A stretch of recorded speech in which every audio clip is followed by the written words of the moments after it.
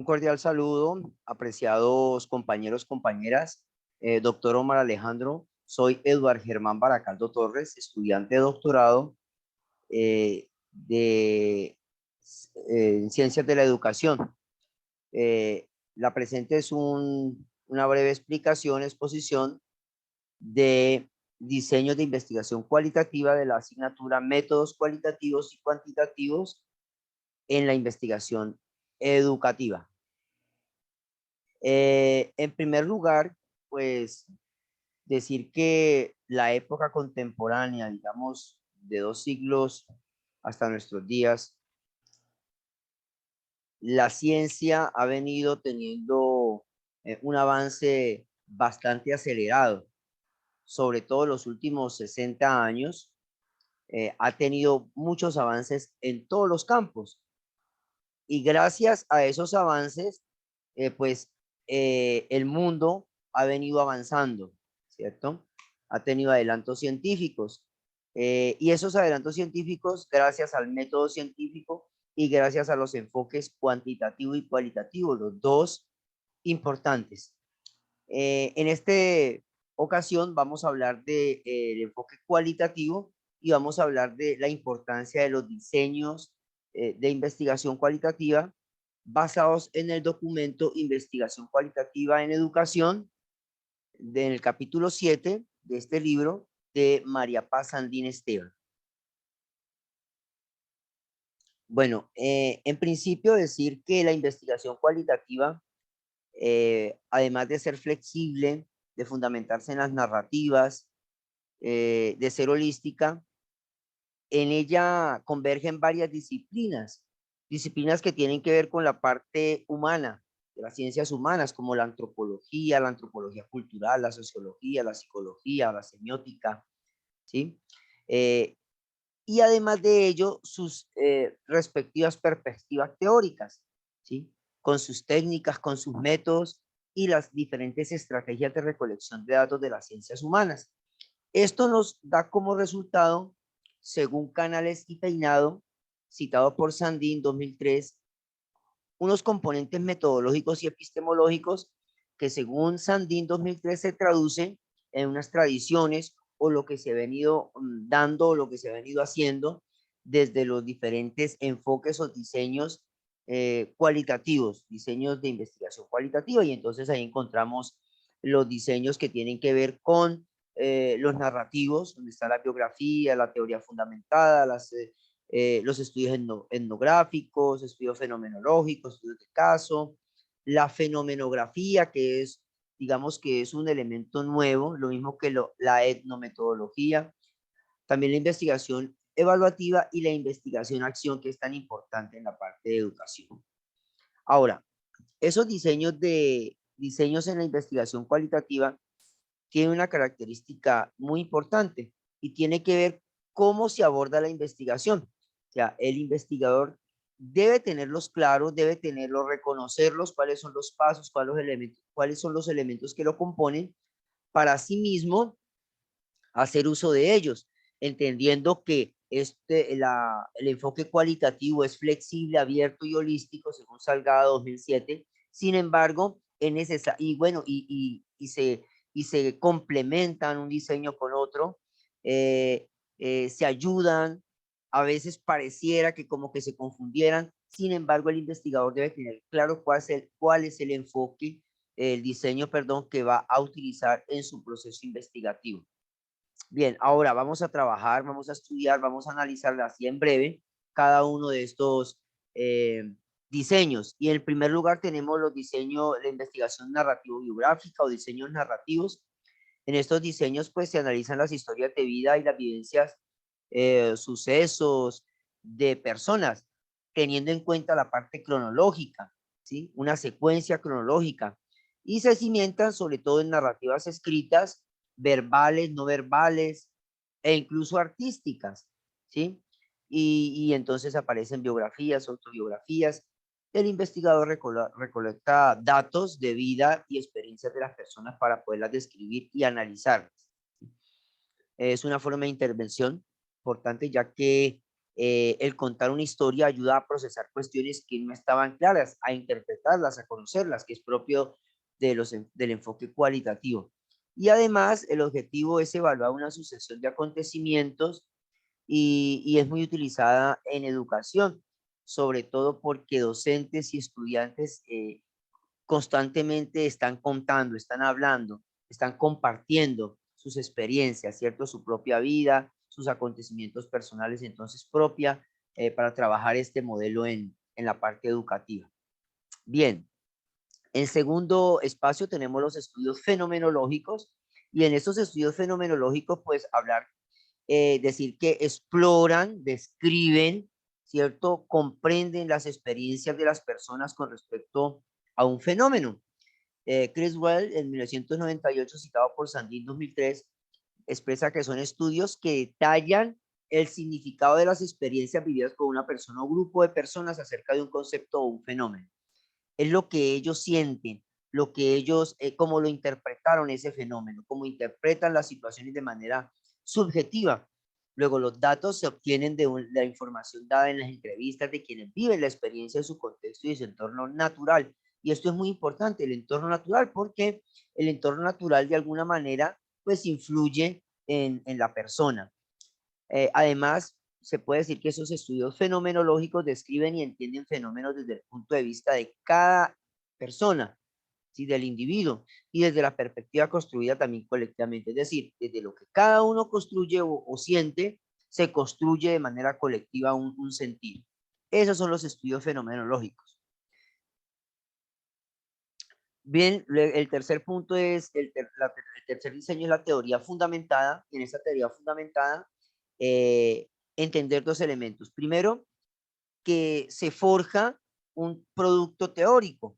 No necesariamente tienen que verse los antecedentes, se pueden ver los antecedentes de lo que hay, de lo que se quiere estudiar, del objeto de estudio, pero el propósito principal, digamos, es generar y descubrir una teoría, un esquema analítico, una explicación general, según Fernández y Batista, 2014, es una explicación general de una situación, ¿sí? Genera hipótesis, variables y conceptos, ¿sí? A partir de una situación, un contexto particular. Entonces, esa teoría fundamentada forma un producto teórico y ese producto teórico tiene un fundamento, un proceso, una acción, una interacción que se da en un contexto particular, en un grupo social. Es importante porque aquí se generan teorías, ¿sí? En la cuarta tenemos la investigación etnográfica muy utilizada en las ciencias sociales, ¿cierto? Sobre todo por su metodología cualitativa, que es propia, digamos que es metodología cualitativa pura, donde hace uso de ciencias importantes o de disciplinas como la sociología y la antropología cultural, ¿sí? Aprender el modo de vida de las personas, describir y analizar sus creencias, sus prácticas, la cultura, lo que vive el grupo social al interior. Importante para trabajos, por ejemplo, con grupos étnicos, con grupos particulares en la parte social, grupos urbanos, etc. Luego viene la investigación-acción. Esta investigación-acción es muy importante sobre todo porque a partir de los años 60, cuando se da este tema de la teología de la liberación y la filosofía de la liberación y emancipación, luego de los procesos que se dan después de la Segunda Guerra Mundial, empiezan a darse esos procesos de investigación-acción donde la solidaridad o el cooperativismo emerge, donde el grupo entiende que tiene unas problemáticas que deben mejorar, que deben solucionar, y qué mejor que ellos que viven las problemáticas a través de un proceso metodológico donde se identifica el problema, donde se elabora un plan de acción para intervenir el problema, donde se implementan y se evalúa ese plan permanentemente y constantemente se le está dando una realimentación o reorganización o reformulación de ese plan o de los procesos o de los pasos o de las acciones, de las dinámicas que se dan con un propósito. ¿Y cuál es el propósito? Propósito, pues, resolver problemas, mejorar las prácticas, mejorar el entorno social. Y esto ayuda mucho para la toma de decisiones, para la elaboración o planteamiento de programas sociales, procesos, mejorar procesos, hacer reformas en el contexto natural donde se da. La participación de los integrantes, sujetos del problema, es fundamental, y el entorno natural influye en los participantes, por eso ese entorno natural hay que replantearlo y hay que transformarlo a través de la investigación-acción. Bien, luego vienen los estudios de caso. En esos estudios de caso podemos encontrar un referente bien importante, digamos que es uno de los que más se ha utilizado, pero esos estudios de caso se puede utilizar no solamente en el enfoque cualitativo, sino también en el enfoque cuantitativo y en el enfoque mixto. Se puede replantear el caso particular. ¿En qué consiste? Consiste básicamente en la revisión de unidades sociales. Mateo 2001, citado por Ortiz 2015, nos habla de unidades sociales o de entidades educativas únicas. En educación es fundamental ese proceso. Se caracteriza por ser particularista porque enfatiza en lo que se está estudiando. Descriptivo porque es propio de la investigación cualitativa, describir los fenómenos, interpretarlos. Heurístico porque pueden aparecer o surgir nuevos interrogantes, nuevas variables, nuevas hipótesis a medida que va desarrollándose el proceso. Inductivo porque puede generalizarse de un caso particular, puede llegar a generalizarse a toda la población. ¿Cuál es la inclinación principal de este estudio de caso? Pues la comprensión profunda de realidades singulares. Y cuando hablamos de singulares, estamos hablando del individuo, de la familia, de un grupo, de una institución particular o de una comunidad. Bien, según la modalidad puede ser intrínseco cuando se trata solamente de ese hecho, instrumental cuando se quiere ver es el proceso, no el caso como tal, sino lo que hay detrás de ese caso, y colectivo cuando entra todo un grupo. Puede ser tetrafuncional, porque el estudio de caso no solamente se toma como diseño metodológico según Ortiz 2015, sino también como método y argumento de muestreo o como tipo de investigación. Y lo más importante son las fases. Dentro de las fases, Ortiz 2015 nos habla de una primera fase que es la selección o definición del caso, segundo, una elaboración de preguntas que tengan que ver con ese caso, focalizar las fuentes o de donde vamos a tomar la información para intervenir o para dar razón o elaborar el informe, luego una análisis e interpretación de esos datos, de esa información, de esas fuentes, y por último la elaboración del informe. En el séptimo lugar tenemos la investigación evaluativa. Muy importante la investigación evaluativa porque tiene que ver mucho con la parte educativa, con la eficiencia de programas educativos. Buscan mejorar procesos, mejorar la calidad de las organizaciones, orientar la toma de decisiones y lógicamente hacer que la educación mejore significativamente.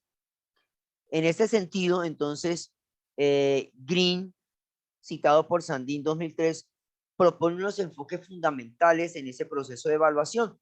Propone 4. Positivista, que es cuantitativo.